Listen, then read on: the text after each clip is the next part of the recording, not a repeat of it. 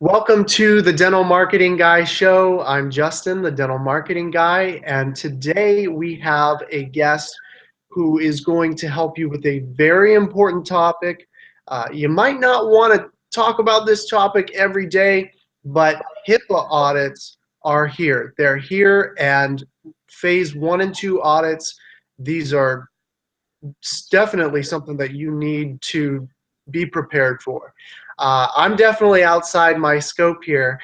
So I'm going to introduce Jill Obrocha. She's an RDH, and let me tell you, Jill, she was on the show a while ago, and she is a 20-year veteran of the clinical dental hygiene area who specialized in patient motivation and chairside verbal skills. And now she's considered to be one of the country's top dental OSHA and HIPAA compliance experts. So for the past several years of her career, Jill has been a compliance researcher, product developer, and OSHA, GHS, and HIPAA training specialist. And she is an internationally published writer, and educator for several top industry manufacturing, including Capital One, Waterpik Technologies, 3M, ESPE, P&G, Procter & Gamble, and she's the founder of DentalEnhancements.com, her own nationwide web-based education company specializing in OSHA and HIPAA training made easy. So we're here with Jill to discuss the HIPAA phase 1 and 2 audits. And man, it's obviously a really important topic. I'm hoping we can get some quick tips from you. You've got a ton of knowledge. We're going to try and squeeze this into a time capsule here to try and extract just a tiny bit of what you know, and then go from there. But first of all, how are you?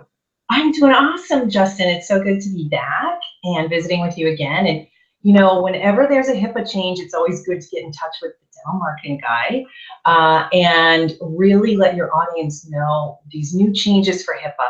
It affects all of healthcare, but really the dental office, a lot of times we don't have a resource. So I hope I can provide some good answers about what to expect if the HIPAA hitman comes calling, you know? Excellent. And so what exactly is the HIPAA phase 1 and 2 audit? Well, this year the government got funding. Towards the end of 2016, there's massive funding so that HIPAA Omnibus rules came into being in 2013. So everything changed with regards to privacy and security. There was a lot of identity theft, mostly in Florida and California. So there were identity thieves, profiling healthcare and dental offices, and stealing servers, any kind of device that had patient information. So that could also include those take-along backup drives, laptops, anything that wasn't encrypted. So then the government in 2013 comes up with these HIPAA Omnibus rules. Now every dental office right now should be trained to the HIPAA Omnibus rule standard. And an omnibus is something that they previously published, 500 pages of HIPAA law. They added 80 more pages in 2013, and voila, there are the HIPAA Omnibus rules. These omnibus rules, they are written very obtuse, and we grow into the technology, which we're doing now. Over the past 3 years, the government gave dental offices a chance to get all of their team trained to understand how are we going to protect our patient information. Also the protocols, there's probably about 40 protocols to make sure you set up properly in your dental office. Anything from patient check-in and check-out to make sure it's private. You know, you don't want someone standing there and your other people are hearing if their credit card bounces or if you're talking too loud about their denture or implant treatment.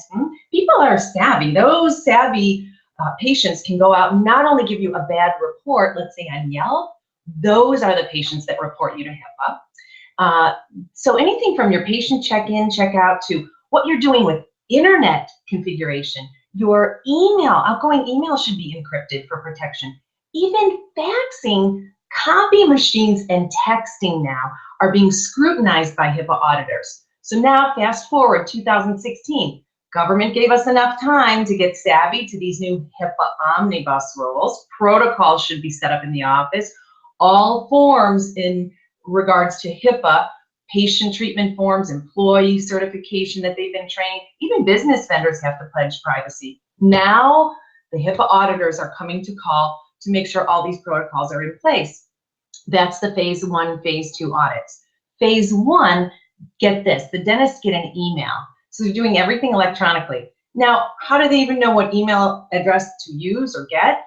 When you open this email, there are a lot of questions that are so geared to what your income is about. So are you getting income from insurance, anything from Medicaid, Medicare, and then they cross compare what your monthly and yearly earnings are. So it seems very insidious, almost questionable. You start to ponder, what else are they going to use this information for?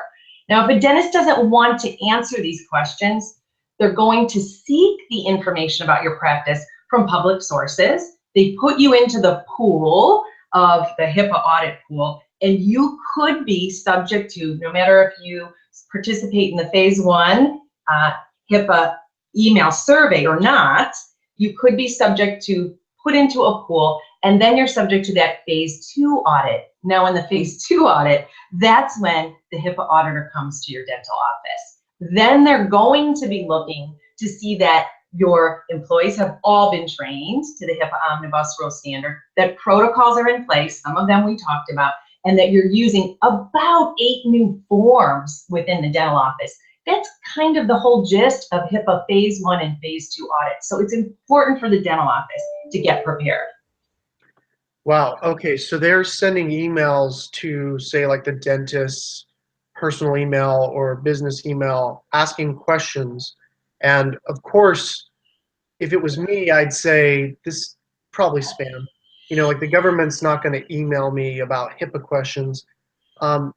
What are some of the ramifications if you do get hit with the phase 2 and they say your front desk isn't trained right or something isn't happening right? What are some of the consequences that happen? That's a great question, Justin. You know, for these HIPAA phase 2 audits, the omnibus rules, with them come fines that are crazy. Now, the good news is you have about 60 to 90 days to get things adjusted. But when you're involved in a HIPAA audit, that audit can last from a month to 18 months. So they can be insidious, bothering your office weekly if they want to. And they're really demanding that paperwork and policies are in place properly and that everyone's functioning to protect patient information. So the fines that can come with these audits, the fines under HIPAA Omnibus rules start at $10,000. They go up to $1.5 million. Now, I've only seen the $1 million fines go to big organizations, big insurance companies, corporations that are leaking thousands of files at once. Wouldn't be uncommon, though, if a doctor lost a take-along backup drive. There's 2,000 patients on that drive, right? So you want to get safeguarded and know how to insulate yourself and work within the scope of these laws.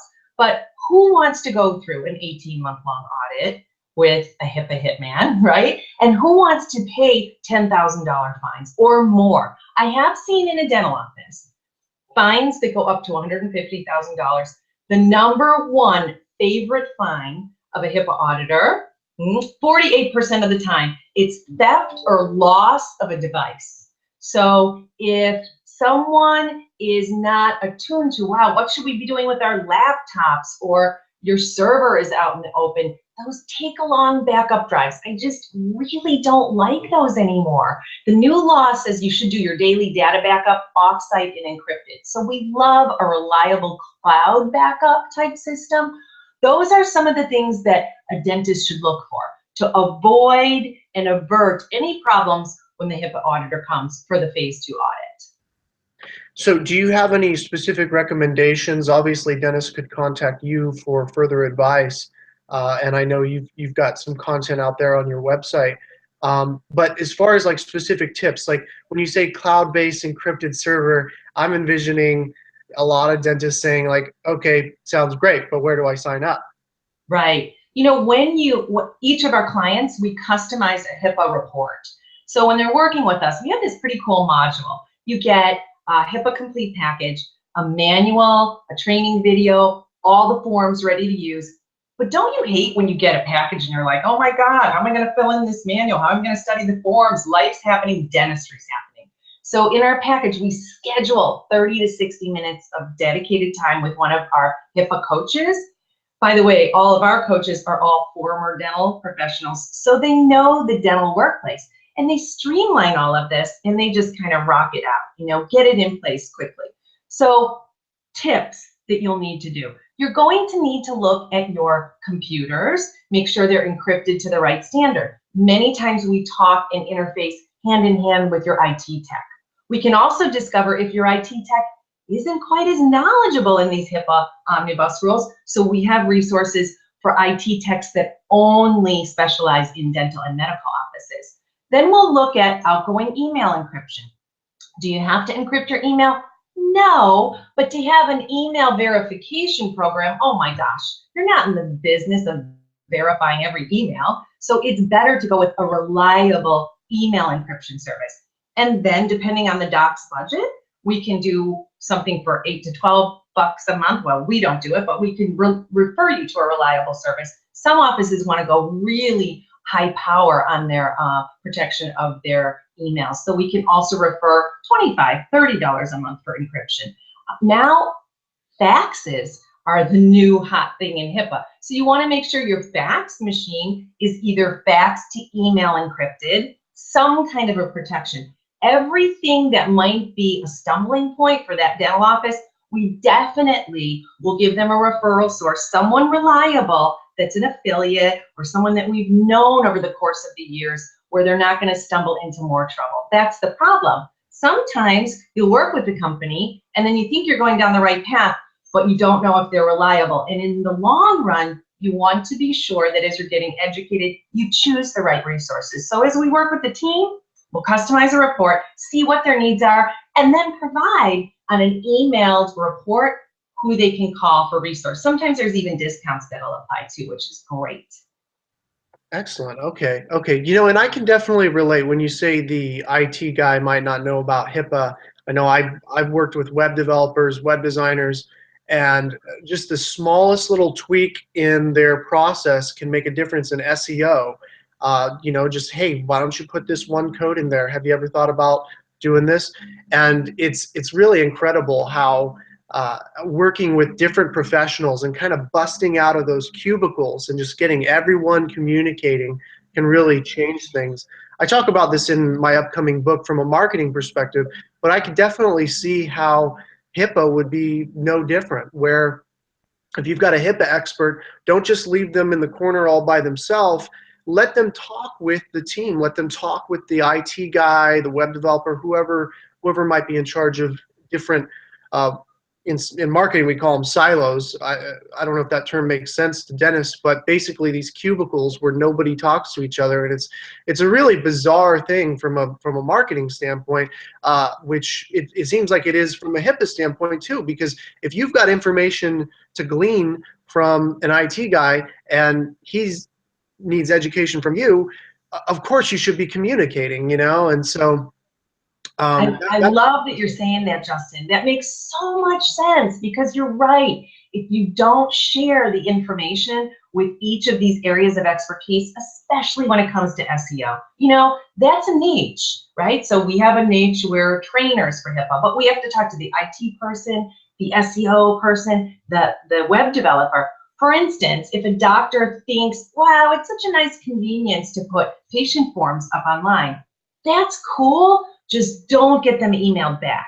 So have that patient have the ability to print and bring those forms with, or you'll have to have an encryption portal going in. So those are the kinds of nuances where we can talk to anyone and strategize so that doc is really insulated with HIPAA protection from the inside out and from the outside in. There you go. There you go. Okay, cool. Well, there is one topic I want to ask you about. This is totally unscripted, but just on behalf of my clients, we've been trying to experiment with live chat. And there are some live chats out there that are HIPAA compliant, and they seem to be well received by the industry. There's a lot of live chats out there that have more features that I happen to like from a marketing standpoint, from a website conversion standpoint. I think they have some more features, but they don't claim to be HIPAA compliant. And I'm wondering, man, if I'm a dentist and I just want to throw up a live chat, a lot of the live chats are free. I think all of them are under $100 a month. So it's very, very low barrier to entry. If I just want to try out the live chat, if I just want to have someone man it like a marketing company or delegate it to my front desk or do it myself, maybe HIPAA compliance is something that I should consider, but then how do I know who's HIPAA compliant and who's not? I was hoping you might be able to speak to that a little bit. Yeah, sure. So what you want to do is ask some specific questions to that company. You should ask them, what is their HIPAA compliance standard? When have they updated it? So if they're thinking, oh, well, we implemented that back in 2003, those are the old HIPAA laws before there was a lot of privacy and security. Now there was some, but as these laws have evolved, and certainly since 2013, you want to make sure that that live chat company understands the HIPAA Omnibus rules and that they have some kind of a maybe software bridge that as that information is coming in, usually they mark it with a little emblem where when they're first chatting, they might say, if you're going to give us some patient information, we want to make sure we have permission. There could be a little permission to enter into the chat, and then they're in the portal where it would be secure. Or perhaps they say we're not HIPAA secured, and then you have to give permission. So these are some tactics that these chat companies can utilize because we don't want personal information flying over the internet. Now, for a dental office, it might only be a tooth number or a toothache or describing a situation. Certainly, you wouldn't by accident want to have a patient putting in their phone number, address, God forbid, anything else like a credit card or social security number. Most people would have more common sense than that. Those are the kinds of things that when you talk with a live chat company to ask about their updates for HIPAA. If you don't know, ask your HIPAA coach. So someone like me at our company, one of our trainers, would always be happy to speak with the doctor and or the company to make sure that that doctor is making the wise choice, whether it be for live chat or sending text and email confirmation, even postcards, right? Excellent. Yeah. And you know, Yelp reviews, Google reviews, Facebook reviews are a big topic on Dental Town, and dentists come to me all the time asking about it. You know, should I respond to the reviews? And so there's some really, really big implications for HIPAA. I mean, when you talk about these six-figure fines and things like that. So, man, it's obviously serious. We could probably go on for a while, but regarding the live chat, so you're saying the low-hanging fruit, the quick tip is if you say, if you have like an automated message that says, you know, bling, hey, no private medical information should be sent over this or something like that, that would basically in most cases alleviate you from being, it would make you HIPAA compliant? Well, I don't know if it would make you HIPAA compliant, but at least it would show that the doctor is doing some due diligence to say, hey, keep everything here generalized and let's not talk as far as specifics, that you would lead that patient to really call and have a private conversation. So you would want to let them know that this is an open internet chat. We encourage no private information be sent. If you are going to need more of a detailed consult, please call us directly. Some kind of a disclaimer and maybe a checkbox that the patient would understand that would be awesome, right? And you're so right about the Facebook reviews and Yelp.